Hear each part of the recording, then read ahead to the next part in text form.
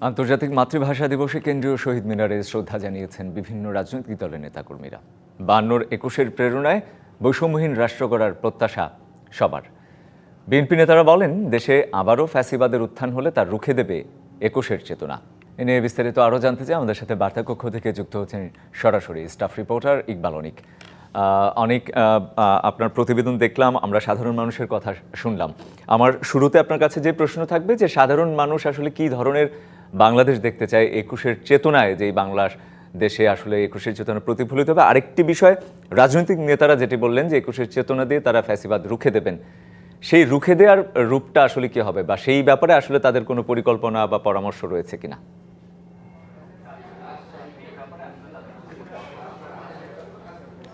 রঞ্জন, আজকে কিন্তু মহান ২১শে ফেব্রুয়ারি আন্তর্জাতিক মাতৃভাষা দিবস।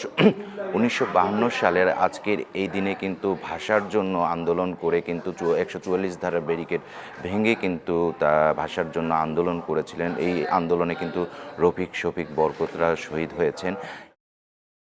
প্রতি বছরই কিন্তু আন্তর্জাতিক মাতৃভাষা দিবস ও শহীদ দিবস হিসেবে দিবসটি পালন হয়ে আসছে।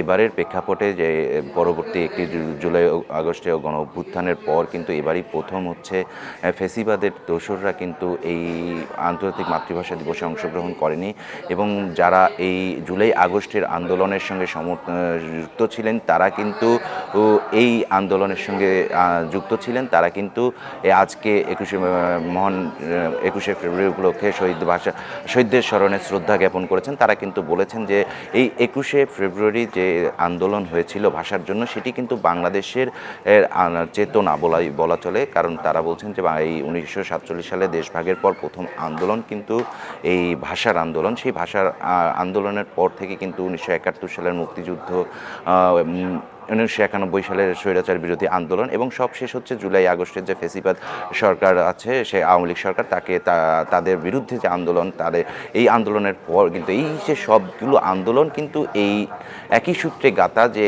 ২১শে ফেব্রুয়ারি থেকেই কিন্তু সূত্রপাত রয়েছে। এবং যে রাজনৈতিক দলগুলো আজকে সেখানে গিয়েছেন, বিএনপির পক্ষ থেকে কিন্তু সিনিয়র যুগ্ম মহাসচিব জহুরুল কবির রিজভী বলেছেন যে ফ্যাসিবাদের দোসরদের যাতে আর কোনোভাবেই এই দেশে ফিরিয়ে আনা না হয়, এবং তারা যদি এই ফিরে আসতে চায় তাহলে এই আন্দোলন যেভাবে হয়েছে জুলাই আগস্টে তরুণ ছাত্র জনতারা যেভাবে আন্দোলন করেছে, এই ২১শে চেতনাকে ধারণ করে আবারও তারা বৃহত্তর আন্দোলন গড়ে তুলবে। এবং সর্বস্তরের জনগণ কিন্তু আজকে সকালের পর থেকে কিন্তু তারা এই শহীদদের স্মরণে ফুল দিয়ে শ্রদ্ধা নিবেদন করেছেন। তাদের সঙ্গে আমাদের কথা বলেছি, তারা কিন্তু যে বিষয়টি জানিয়েছেন যে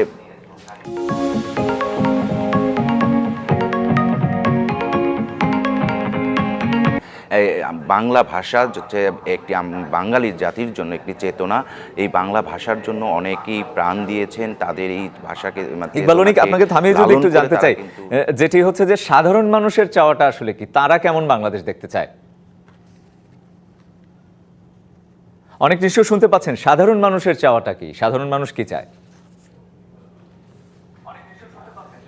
এই যে সাধারণ মানুষ যারা আজকে এসে শ্রদ্ধা নিবেদনের জন্য এসেছেন, তারা কিন্তু তাদের বাচ্চা কাচ্চা যারা আছেন তাদেরকে নিয়ে এসেছেন। তারা কিন্তু এই যে ২১শে চেতনা তাদের মাঝেও যাতে আসে, সেই বিষয়টির জন্য তাদের একদম ৪ থেকে ৫ বছরে যে বাচ্চারা রয়েছে তাদেরকেও নিয়ে এসেছেন। তাদেরকে বোঝানোর চেষ্টা করছেন যে আমাদের বাংলা ভাষার জন্য অনেকেই শহীদ হয়েছেন, তাদেরকেও এই বাংলা ভাষা যাতে তারা তাদের মনে লালন করে, সে বিষয়টি বোঝানোর জন্য তাদের বাচ্চা কাচ্চাদের নিয়ে এসেছেন। আরেকটি বিষয় যে শুধু বাঙালিরা নয়, অন্য ভাষার যারা রয়েছেন বা বিদেশি যারা রয়েছেন, তারাও কিন্তু এই কেন্দ্রীয় শহীদ মিনারে এসেছেন, এবং তারাও কিন্তু এই শহীদদের স্মরণে শ্রদ্ধা নিবেদন করেছেন।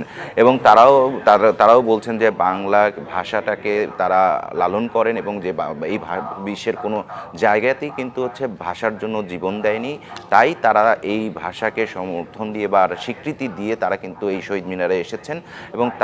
এবং বাঙালিদের মাঝ থেকে থেকে বা আমাদের যারা আজ শ্রদ্ধা জ্ঞাপন করতে গিয়েছেন তারা কিন্তু দাবি করেছেন যে জাতিসংঘে এই বাংলা ভাষাকে যাতে স্বীকৃতি দেওয়া হয় এবং জাতিসংঘের একটি ভাষা হিসেবে মনোনীত করা হয় এবং বাংলা ভাষাকে নিয়ে যাতে এখনও গবেষণার অনেক বাকি রয়েছে সেই গবেষণাগুলো যাতে করা হয় সেটির একটি কথা বলেছেন।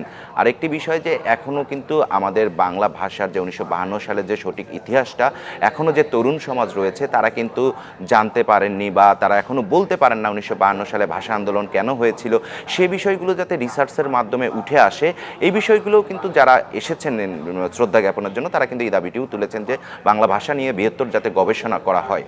রঞ্জন। জি, অনেকে আপনাকে ধন্যবাদ আমাদের সাথে যুক্ত হওয়ার জন্য।